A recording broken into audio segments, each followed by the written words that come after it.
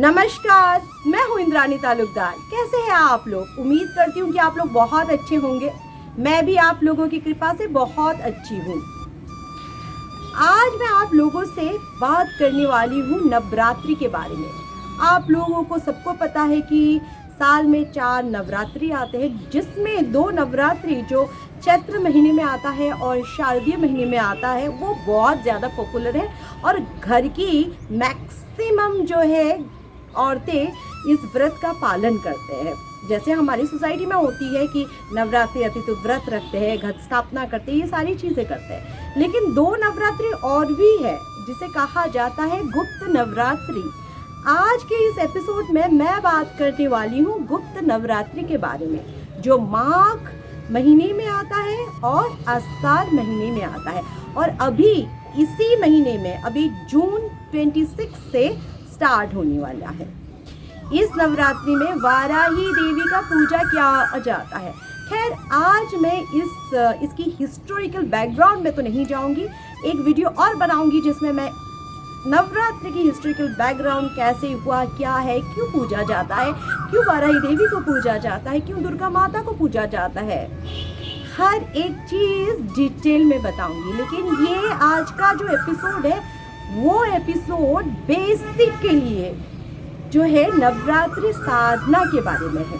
नवरात्रि में जो है माता की साधना होती है 2 नवरात्रि में, चैत्र नवरात्रि में और जो है शारदीय नवरात्रि में। बट ये सोचना बहुत गलत है कि गुप्त नवरात्रि में सांसारिक लोग जो है पूजा अर्चना या माँ की भक्ति साधना वगैरह नहीं कर सकती।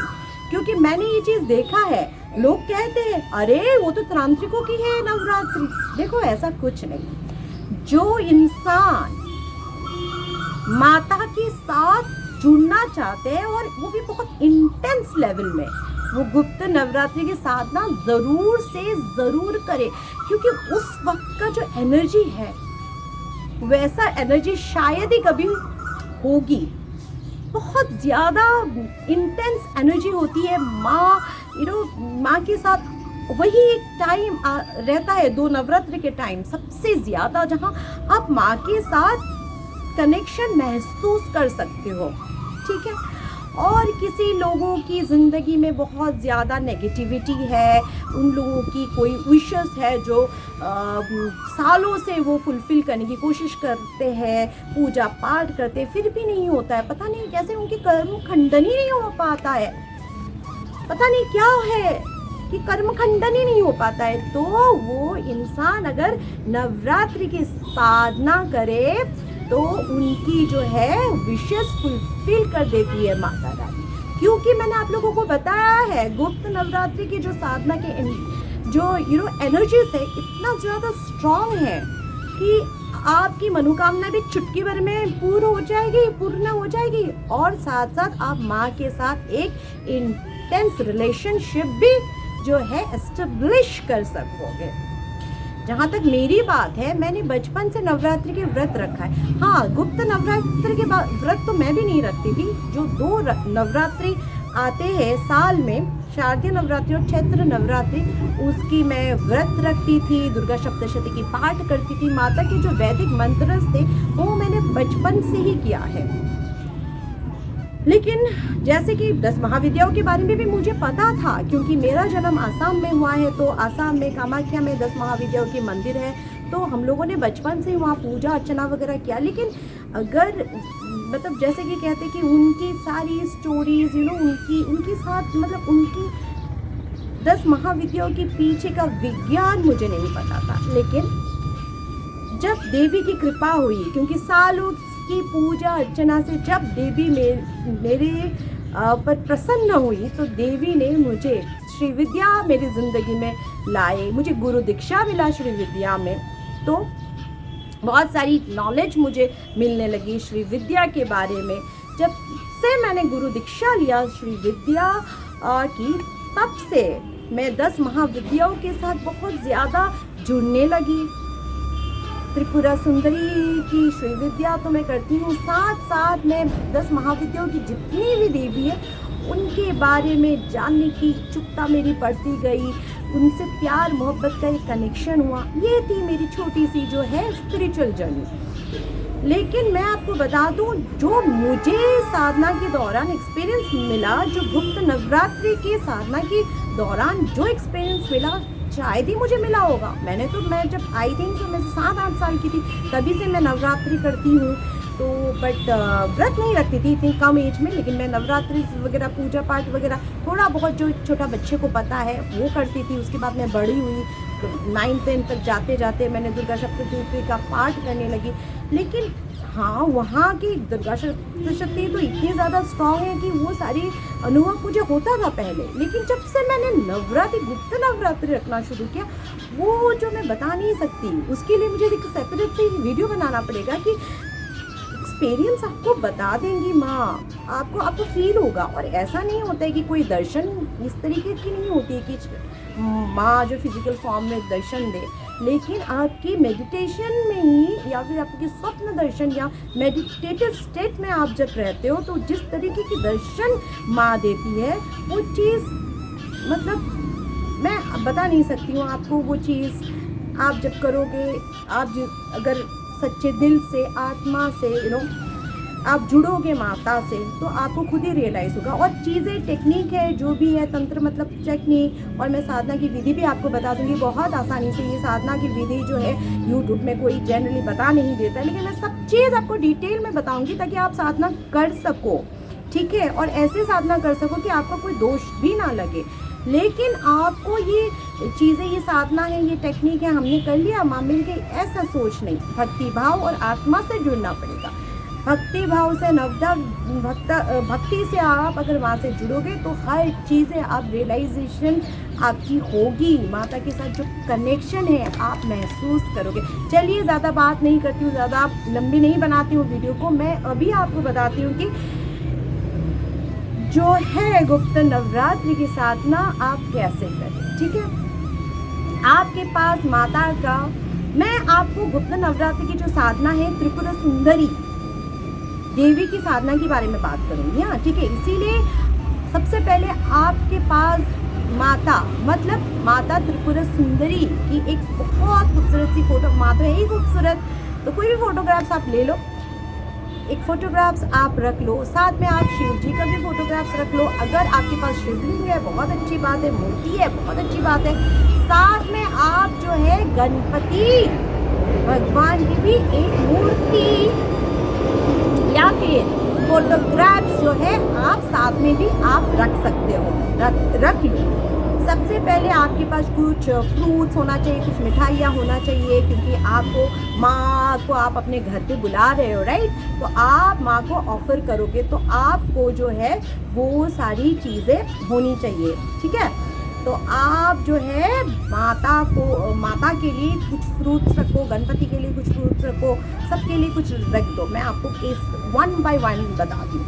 सबसे पहले तो आप गुरु के लिए फ्रूट्स रखो, क्योंकि गुरु, ठीक है, गुरु, श्री विद्या में गुरु का अहमियत है। क्योंकि हमारे पास जो मंत्र हमने उच्चारण किया है, वो मंत्र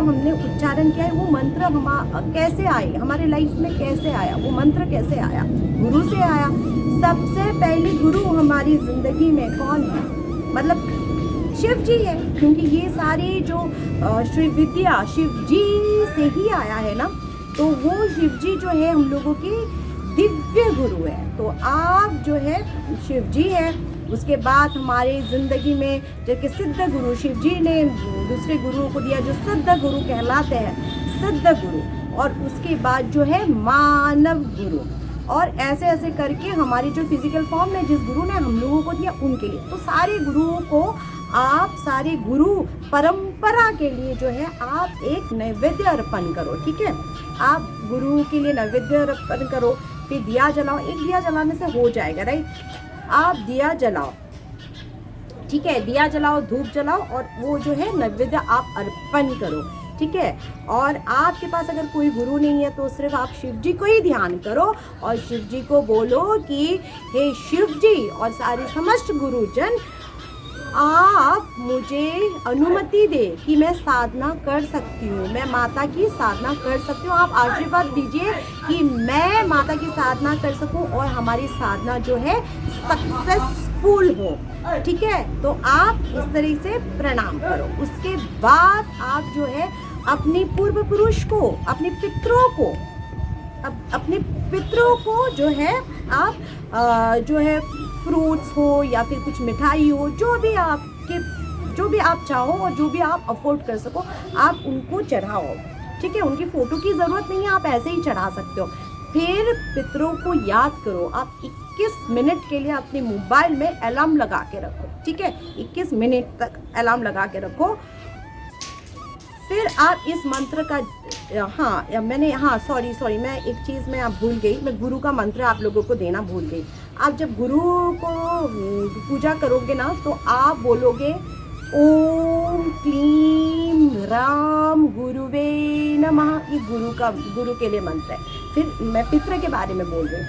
तो जो है आप पितृ को कैसे याद करोगे? आपने फ्रूट्स रख लिया, दिया व्या जला लिया, फिर आप पितरों को कुछ फ्लावर्स भी आप पितरों के लिए चढ़ा देना। फिर आप पितरों के लिए ओम नमो भगवते वासुदेवाय का जप करो। आप अपने मोबाइल में 21 मिनट तक अलार्म देकर रखना। फिर आप 21 मिनट तक ओम नमो भगवते वासुदेवाय का जप करो और भगवान से कहो कि मेरे जितने भी पितृ हैं जो कहीं अटके पड़े हुए हैं, जो भी है, उनको जो है मुक्ति दे दो। और साथ साथ अपने पितरों से भी आप आशीर्वाद लो। ठीक है, हो गया आपका। उसके बाद आप गणपति को फूल चढ़ाओ, राइट? फूल चढ़ाओ, मिठाई चढ़ाओ, फ्रूट चढ़ाओ और उसके बाद जो है गणपति की मंत्र आपको बोलना है। आपको मैं ये बात बता दूं कि जैसे महाविद्याओं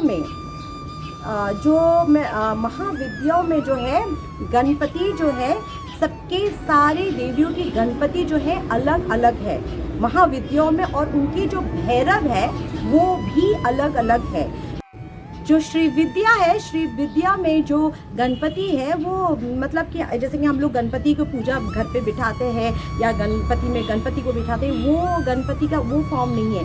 जैसे कि तंत्र में गणपति भी अलग है और जितने भी 10 महाविद्याओं में देवी है उनके गणपति अलग है, उनके भैरव अलग है।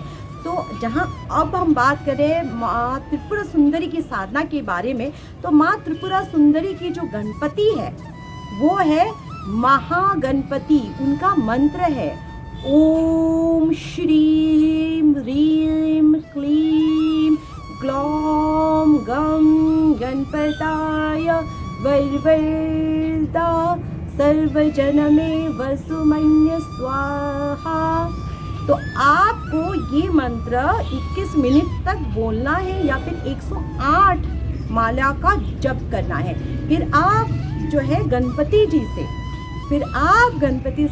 से क्या कहोगे? हे गणपति, आप तो विघ्न हर लेते हो। आप मेरी साधना में माता की साधना करने जा रही हूँ या जा रहा हूँ, और मेरी साधना के रास्ते में जितनी भी बाधा आए, विघ्न आए, सबको हर दो और मेरी जो साधना है उसको सक्सेसफुल बनाओ। ऐसे करके जो है गणपति को आप पूजा करोगे, गणपति से आप आशीर्वाद लोगे। फिर आपको जो है भैरव की पूजा करना है। भैरव कौन सा भैरव? मैंने बताया भैरव भी अलग होती है। जैसे कि माँ त्रिपुरा सुंदरी की जो भैरव है वो है कामेश्वर भैरव। तो कामेश्वर भैरव के लिए आपको पूजा करना है। उनको कैसे आप इन्वोक करोगे? कामेश्वर भैरव की मंत्र है ओम क्लीम क्लीम कामेश्वर भैरवे नमः। तो आप कामेश्वर भैरव को जो है 108 माला का जप करो। कामेश्वर भैरव का जो मैंने मंत्र बताया वो मंत्र का 108 माला का जप करो। फिर आप कामेश्वर भैरव से ये प्रार्थना करना, हे कामेश्वर भैरव, मैं साधना करने मैं जा रहा हूँ, माता त्रिपुरा सुंदरी की साधना करने जा रही हूँ। तो आपको पता है एक चीज़, जब हम लोग साधना करने के लिए जाते हैं तो जितने भी मतलब अलग अलग डायमेंशंस के जितने भी शक्तिशाली आत्माएं हैं, देवता है, पता नहीं क्या क्या है, सब लोग आपके आस पास आ जाएगी। इसीलिए बोलते हैं ना, साधना जब करते हो तो आपको बहुत ज़्यादा प्रोटेक्शन की ज़रूरत पड़ती है। साधना, एक तो वो लोग चाहते हैं कि आपकी साधना भंग हो, और कई कई आत्माओं की ऐसा इंटेंशन रहता है कि आप जो साधना करते हो वो साधना का फल उन लोगों को मिले। कितनी आत्माएं हैं हमारे यहाँ पे, हमको दिखाई नहीं देता है ना, यहाँ पे कितनी आत्माएं घूम रही है, हमको नहीं दिखाई देती, उनको दिखाई दे रही है। उनको पता है कि ये जो है साधना कर रही है, इतना कर रही है, उनका वो साधना करने का फल उनको मिल जाए। पता है आपको ये बात कि हमें ही ये सौभाग्य प्राप्त हुई है मानव जीवन में कि हम साधना कर सकते हैं, क्योंकि हमको इंसान का शरीर हमको मिला है, तो हम साधना कर सकते हैं। लेकिन यहाँ पे इतने यूनिवर्स में कितने न जाने जीव है, कितने आत्माएं, उनको वो साधना करने का वो पावर नहीं मिला है। तो वो लोग इसे, वो लोग बाकी बहुत पावरफुल है, वो लोग हर चीज़, वो लोग छीन सकते हैं आपको साधना। तो आप जो साधना कर रहे हो, राइट, वो साधना आपको बचा के रखना पड़ता है, और बहुत ज़रूरी है कि आप बचा के रखो। आपने पूरा साधना कर लिया, बहुत से लोग बोलते हैं कि मैंने तो साधना कर लिया, मैंने तो ये कर लिया, वो कर लिया, लेकिन हमें तो फल नहीं मिला। ये सब झूठ है। लेकिन आपने क्या साधना सही तरीके से किया है? आप पहले ये बात बताओ। आपने साधना सही तरीके से आपने किया ही नहीं।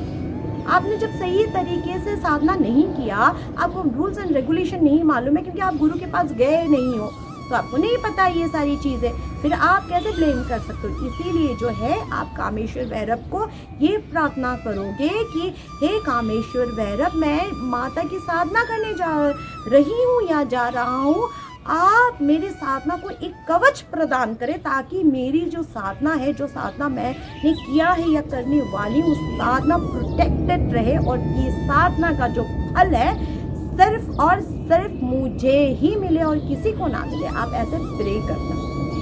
फिर हो गया आपका कामेश्वर भैरव तक का। अब जो है आपको माता का मंत्र स्टार्ट करना है, जो सबसे हम लोगों ने अभी सबसे मतलब सारी चीज़ें, मतलब पितृ से लेकर, गुरु से लेकर, गणपति से लेकर कामेश्वर भैरव, सबके मंत्र कर लिया। अब मेन जो मंत्र है जिनकी आप साधना करने वाले हो, इस मंत्र का साधना करना है माता। तो मैं माता के ऐसे बहुत सारी मंत्र हैं, लेकिन मैं आप लोगों को माता की जो है बाला मंत्र, माता के जो बाला मंत्र है, मैं आपको बाला मंत्र दूँगी। आपको साधना करना है, और कितना करना है? अनलिमिटेड करना है। जितना कर सको आप करो, राइट, जितना कर सको आप करो बाला मंत्र का जप। तो बाला मंत्र क्या है? अब जो है मैं आपको बाला मंत्र देने वाली हूँ। बाला मंत्र जो है वो है ऐम क्लीम सौः। तब से मैंने सब कुछ बोल दिया आपको। अब जो सबसे इम्पॉर्टेंट है माता का ध्यान करने के लिए, माता का मंत्र, जो पहले की स्टेप आप वो पूरा करना है। सबकी पहले की स्टेप क्लियर करने की बाद ही जो है आप माता की जो है ये मंत्र का उच्चारण कर सकते हो। और ये उच्चारण, ये माता का जप कितना करना है आपको माता का जप जो है अनलिमिटेड करना है। जितना आप चाहो आप माता का जप कर सकते हो, माता की इस मंत्र का जप कर सकते हो, जितना चाहो उतना कर सकते हो, उसका कुछ वो नहीं है। अब आप इसी तरह से साधना कर सकते हो। लेकिन सब साधना की टाइम पे मैं एक चीज़ बोलना भूल गई, आपने प्रसाद रखा, फ्रूट्स रखा, सारी चीज़ें रखा, लेकिन साथ में आपको जल भी रखना है। और सबसे इम्पॉर्टेंट चीज़, आपको आसन बिठा कर रखना है, ठीक है? आसन में ही बैठ कर साधना करना है। बिना आसन की कोई साधना नहीं होती। अगर साधना आपने बिना आसन की किया तो चोरी हो जाएगी आपकी साधना। तो इसीलिए ये सारे प्रिकॉशन रखकर आप साधना करो। फिर आप देखना आपकी ज़िंदगी में चमत्कार ही चमत्कार होगा। आप नहीं हो समझ चमत्कार, ठीक है, आप खुश रहोगे ना, आपको खुशी मिलेगी, हर चीज़ें आपकी ज़िंदगी में दुख नहीं आएगी। चमत्कार तो होगी ही भाई, मैंने ऐसे ही बोला, चमत्कार तो होगी। आप माँ की इस तरह से आराधना करोगे, चमत्कार होगी। माँ के साथ आप कनेक्शन को फील कर सकते हो, कनेक्शन बना सकते हो, राइट? और साथ साथ आपकी ज़िंदगी की हर एक नेगेटिविटी जो है वो सारी नेगेटिविटी दूर हो जाएगी और आपकी सारे विशेष फुलफिल हो जाएगी। अब आप मुझे बताइएगा कि आपको मेरी ये वीडियो कैसी लगी।